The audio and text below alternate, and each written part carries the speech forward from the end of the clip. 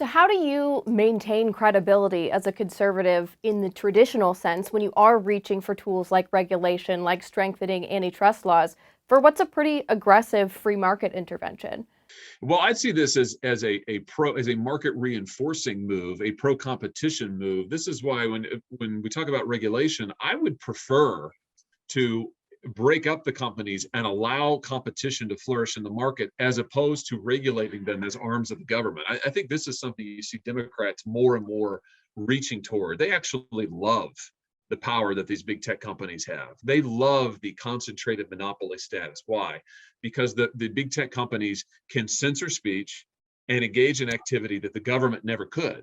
So what the Democrats want to happen is they want to regulate the companies into further censorship, into further control, and they want to further entrench this big government, big business alliance. I think we ought to break that up. So my view is let's let the market work. I mean, we have long said that the defense of capitalism is anti-monopoly, right? Those two things don't sit well together: monopoly and capitalism, monopoly and free markets.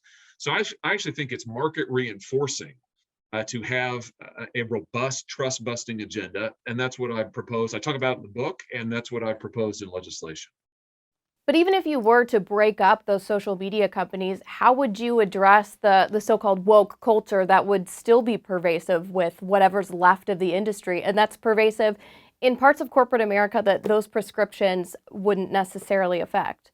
I think one of the reasons that the woke mentality and the cancel culture that it helps feed, why that is so troubling, is because of the power that these companies have. So I get back to the monopoly. The monopoly status of these companies makes their political interventions much more salient and much more troubling. I mean, again, if Facebook was a smaller company with a lot of competitors and they were pushing a lefty agenda, then you might say, well, okay, they're one of whatever, four, five, six, name your number of viable social media companies. Go somewhere else. I think the fact that you have a dominant platform where there is no real competition and they therefore have political power that they can leverage, that's what really makes their woke views all the more dangerous, because it really does make them politically powerful. Now, listen, to your point though, I mean, would breaking up these companies change the views of their CEOs, the woke views of their CEOs? No, probably not. But hopefully it would inject some competition. And hopefully you might get some new entrants into the market who would say, like Parler tried to be before it got canceled. We want to appeal to the millions of Americans who hold a different set of political views. And that competition, I think, is really a healthy thing.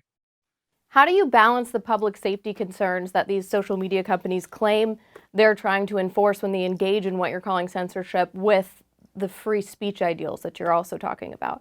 It's interesting. The companies have actually been trying to wriggle out of their true public safety responsibilities for years. I mean, my view is that they should be obligated to take down content that is illegal or that they should know is illegal. And what's actually happened is these platforms have let gobs of material, child pornography, for instance. I mean, heck, YouTube was actually helping pedophiles find videos of children. They were doing that with their algorithm out in the open. So here they are actually promoting, in many cases, indecent material, certainly allowing it to be out there, while at the same time saying, oh, well, we got to regulate speech.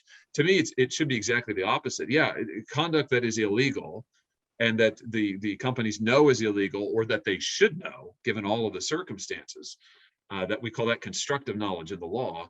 That kind of conduct they ought to be on the hook for. And by the way, that's why we have the Communications Decency Act in the first place. It was supposed to say that if companies know of illegal behavior or illegal activity on their platforms, they should be able to take that down without being sued for it. That's a very different proposition from what the companies are now saying. The companies are now saying, well, yeah, that whole thing about illegal conduct, I don't know, we can't really be blamed for that, but we definitely want a lot of power over speech.